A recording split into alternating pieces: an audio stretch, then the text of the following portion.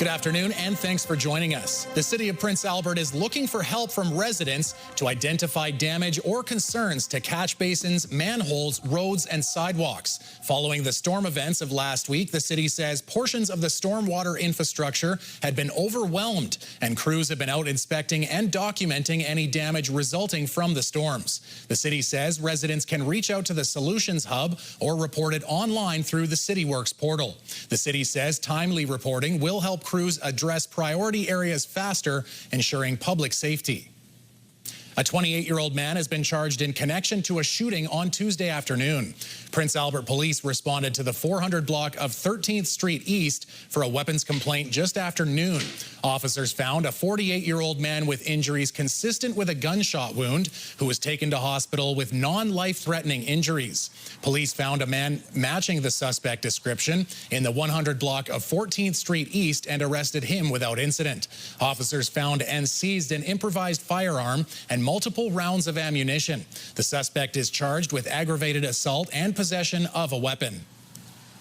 Police are also giving an update on the heavy presence Tuesday morning in the south end of the city.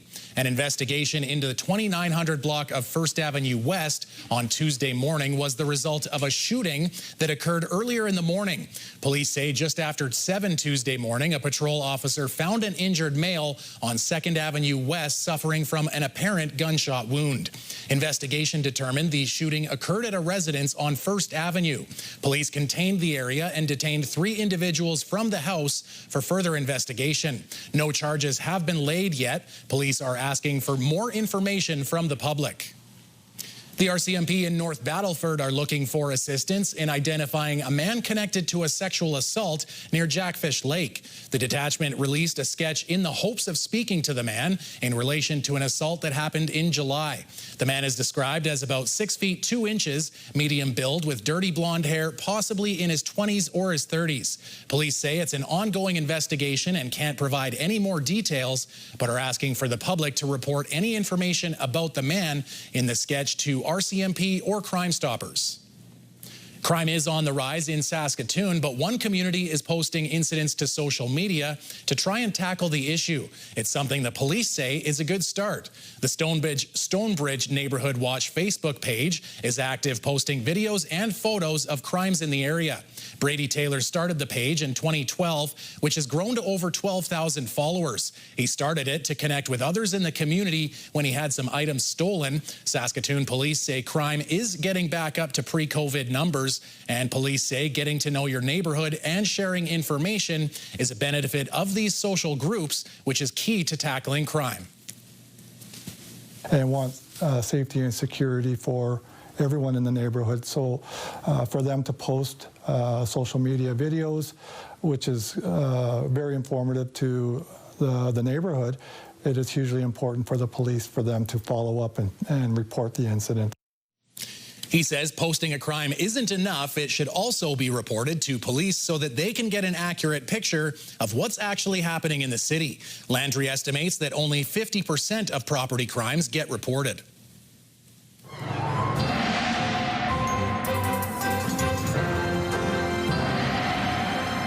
So a little bit of wet this morning, but it's kind of getting a little better. And is this trend gonna continue, Jeff? Well, it depends on which trend you're talking about. What we are is, so for Prince Albert area, it's basically been kind of rainy, a little bit of rain since about noon today. Looks like that is going to continue into the overnight and start to taper off as we make our way into tomorrow evening. What, of course, we're really keeping our eye on is the track of this system as it moves. What we're hoping for is in a northerly fashion. That seems to be what's going on right now. So it may not be the downpour we absolutely would love, but it is going to be some rain for some of those wildfire areas. So that's good news, and we'll talk about the forecast later on.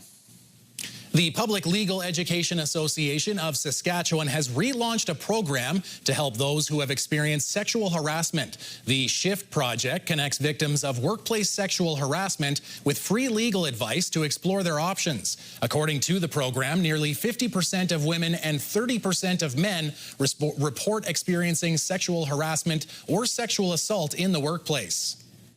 It gives them information and empowers them to understand their situation and to give them options about how to move forward. And they don't need to commit to moving forward to access the program. It's just an opportunity to understand the laws and the different options. The program can be accessed at shift.plea.org. Saskatoon City Councillors received their second budget update ahead of November's budget deliberations. Council chambers were filled by members of the Chamber of Commerce and NSBA who came to express their urgency for a lean budget over the next 2 years. Council previously learned if city spending were to continue as planned, the city would be looking at a 9.9% increase in 2026 and a 7.3% increase in 2027. Administration gave a list of 41 budget options that weren't included in the previous financial forecast, but could be added if requested. But with councillors previously looking at a tax increase around 5%, the wish list remains limited for now. So our message today is simple. From now until November, dig deep and demand better. Put the big brains in your administration to work on finding savings. Council will also get a report back from administration about all the things the city pays for that used to come at the cost of the province or from Ottawa. The Saskatchewan Health Authority is alerting the public about a measles exposure risk in the city of Yorkton. If you are at these businesses, Value Village, Dollarama, North 40, Parkland Surplus, or Walmart between noon and 6 p.m. on Tuesday, August 5th, you are asked to monitor yourself for measles symptoms until at least August 26th. Symptoms can include a red blotchy rash, fever, cough, runny nose, and fatigue. If you are unvaccinated or develop symptoms, don't go to a doctor's office. Instead, call Healthline 811. Students from the University of Regina have been growing their garden, turning seeds into sustenance. The Regina Public Interest Research Group had their 12th annual Harvesting Day, where volunteers, staff, and students picked vegetables for the community. The 5,400 square foot green patch had over 200 volunteers contributing since the spring, and may feed the mouths of even more. The group's focus is to grow food, community, and education around gardening. Having an opportunity to grow vegetable here and provide that to the community means so much to us. In addition to that, we actually use that space to provide more education overall with the university community, among our students and staff, to be able to give them some resources and education so that they can grow their own. The group says it will donate to organizations like Carmichael Outreach, YWCA, and the U of R community fridges across campus.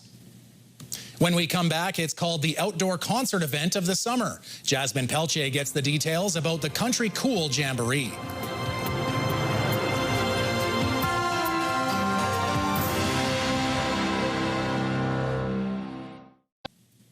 The first of its kind, the Country Cool Jamboree, is coming up in late August at Emma Lake. Jasmine Pelche has more on what's being called the outdoor concert event of the summer. So the Country Cool Jamboree is coming up. Could you explain what that is? The Country Cool Jamboree is what we hope is the first annual country music jamboree being held at the Jewel of the North Resort up at Emma Lake. Jason Stefanski there has put the whole thing together. I'm working at doing some production work, but my main part is going to be doing a few tunes and emceeing it. But we've got 3 complete separate shows going on that evening, starting off with Rod Jurdy and then Taya LaBelle, followed by Rob McIntosh. So a jam-packed evening right from when the gates open till 6 o'clock till the ending.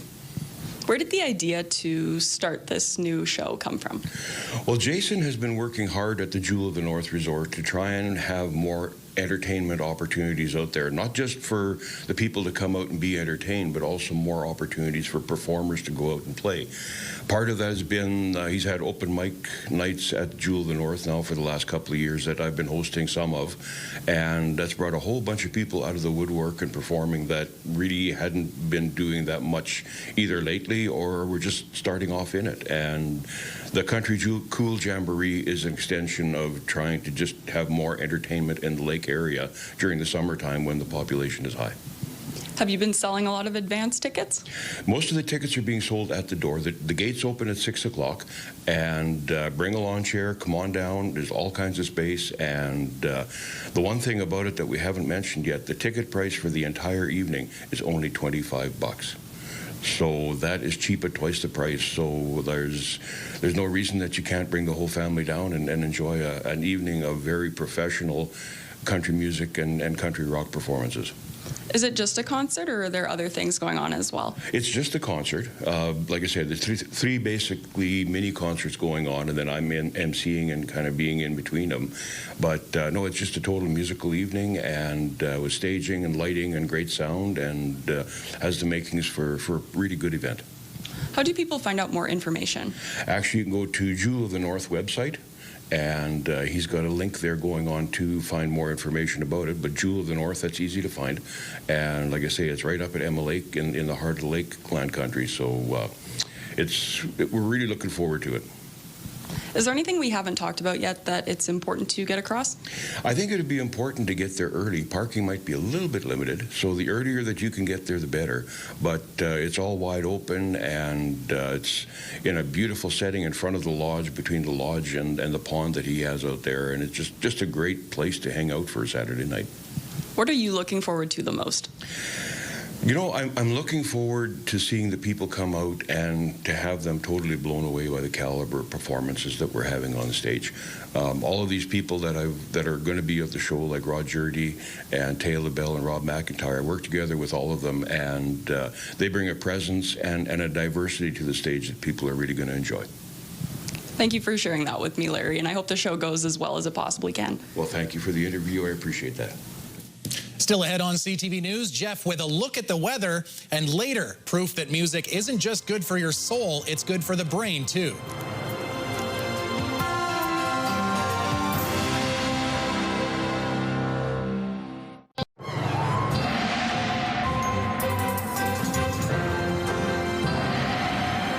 So, Jeff, you'll obviously know more about this, but that rain just hasn't managed to push its way far enough north. Well, it is slowly making its way up there, and that is good news. Right now, we're going to take a look at our futurecast in just a few seconds here.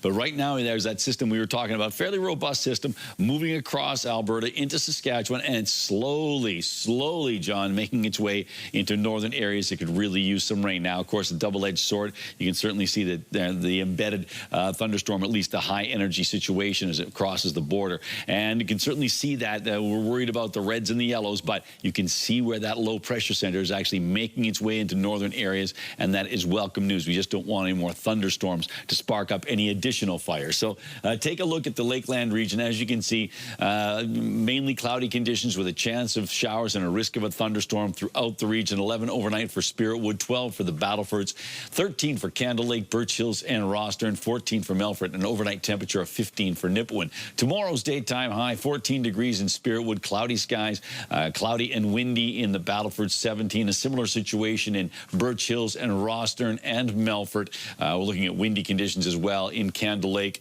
and in Nipawin tomorrow. And when we say windy, we're basically looking at northwesterly winds, 30 gusting to 50. On to Prince Albert's detailed forecast. So tonight, showers and thunderstorms continuing, 13 degrees, winds out of the southeast, 20. They backs off for a little while, but in the overnight period, that wind is going to start to pick up, and by tomorrow afternoon it'll be quite windy. Winds out of the northwest at 30, gusting to 50, a good chance of showers, and 17 degrees for a high. On Friday, we've got ourselves 17 degrees with mainly cloudy skies. Saturday, still a chance of showers, but temperatures really cool off, 14 degrees. And then on Sunday, mainly cloudy skies and 20 degrees. Monday, starting off the work week at 22, that's still below seasonal, but then we get back to seasonal temperatures on Tuesday and Wednesday. We're looking at mainly cloudy skies on those days and 24 for daytime highs. So that's how the 7-day forecast is shaping up, John. So right now we're getting that, planning on that much needed rain showing up in northern areas where the wildfire situation is so bad. And hopefully that will give people the chances to get a bit of a grip on those fires. I know it won't take care of the situation entirely, but hopefully it'll be helpful. Absolutely, Jeff. Well, as a storm is brewing up north, there's also a storm brewing at the Art Hauser Center, because with just a couple of weeks before the start of training camp, the Prince Albert Raiders have rounded out their coaching staff for the upcoming season. After Ryan McDonald officially took over as head coach for this year, the Raiders also named Cole Bell as their new assistant coach. Bell brings more than a decade of coaching experience that spans the United States and even 2 seasons in China. The other assistant, Connor Yanni, was also extended. Rounding out the Raiders coaching staff is sports psychologist Kyle McDonald. Training camp runs later this month, and the team's first preseason game September 2nd against the Saskatoon Blades. Despite posting the best regular season record ever in the WCBL, the Saskatoon Berries will not represent the East in the league final. First pitch, swinging line drive, left field. Freeman can't come up with it. It's off of a glove, and then behind him, Brannigan now around third. 2 runs are going to score. With 2 outs in the 7th, the Regina Red Sox scored 3 runs on a pair of hits. Brady Bye leading the way with 3 runs batted in as the Red Sox beat the Berries 6-2, winning the best of three East final 2-1. The advanced 2 face the Sylvan Lake Gulls in the league final. Game 1 of that series goes Thursday night in Regina. Games 2 and 3 will be in Sylvan Lake.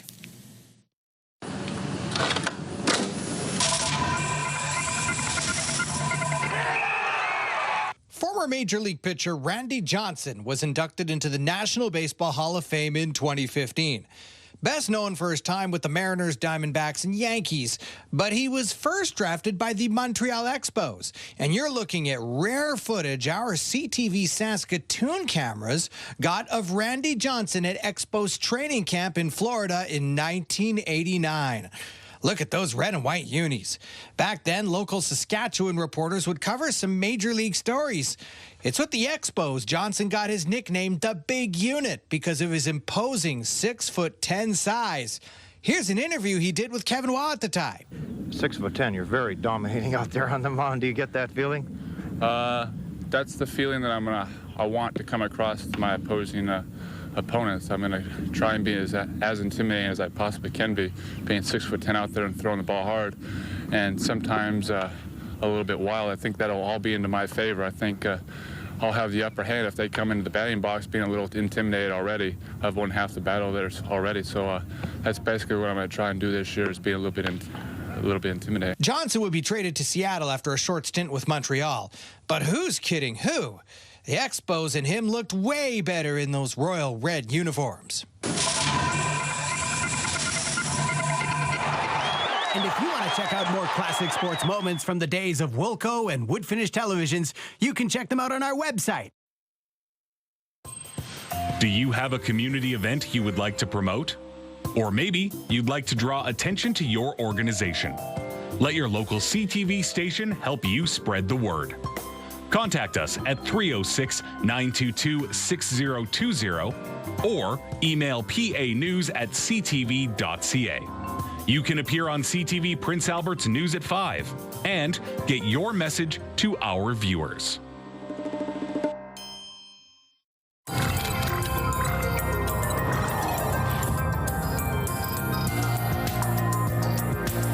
It's been said that music is food for the soul, but a new study by Baycrest in partnership with Chinese researchers shows it's good for your brain too. CTV Health reporter Pauline Chan has the details. I've been playing piano since kindergarten. I started taking piano lessons at the Royal Conservatory of Music. The study by Claude Alain and others involved measuring the brain activity of 25 older musicians, 25 older non-musicians, and 24 young non-musicians using MRI. One has to do as looking at the benefit of musical training and to what extent it improves perceptual and cognitive function in young adults, for example. And in addition to that, we also have some research looking at age-related change in perception and cognition. Normal aging is typically associated with declines in sensory and cognitive functions, and those age-related changes are usually accompanied by increased neural activity. The finding was quite surprising. We thought that maybe what will happen with music training is that older adults may have more efficient activity and may even generate more activity that we thought could index some compensatory mechanisms. But what we found was the opposite. In other words, the brain activity in older musicians did not have to increase to perform certain cognitive tasks. It remained more like that of a young adult. Music training is helping you keep a younger brain. Richard says he stopped playing music for some years, but came back to it after his father, who was a band leader, passed away. I try actually to play a lot of the songs that I know in different styles. I'll play like a slow waltz thing in a rock and roll style. And the research indicates that even years after musical training, the brain retains cognitive benefits. And even when music training starts late in life, it still helps, as do other lifestyle choices, such as learning a new language. This is, I think, very exciting because you can imagine in terms of education that we should probably have music class the same way we have gym class, for example. For Richard Parnes, the benefits are first of all enjoyment for himself and his audience, but the brain benefits are certainly welcome. Pauline Chan, CTV News. Well, here you go, Jeff. This is probably more your cup of tea than mine. You're more of the pop culture guy, but Chapel Roan might have to book a trip to Saskatchewan in the near future. I can't wait to go. Regina. They're going to erect a statue of you in the city, I'm telling you. You know what? It's about time Saskatchewan get recognized globally. I love the idea of There you have it, the singer showing an interest in the city of Regina. That clip was posted to TikTok from an interview on Apple Music's flagship show, New Music Daily. The conversation follows her latest song, The Subway, where she mentions the Prairie Province. And when asked why she decided to put Saskatchewan in a song, she said, because it rhymed.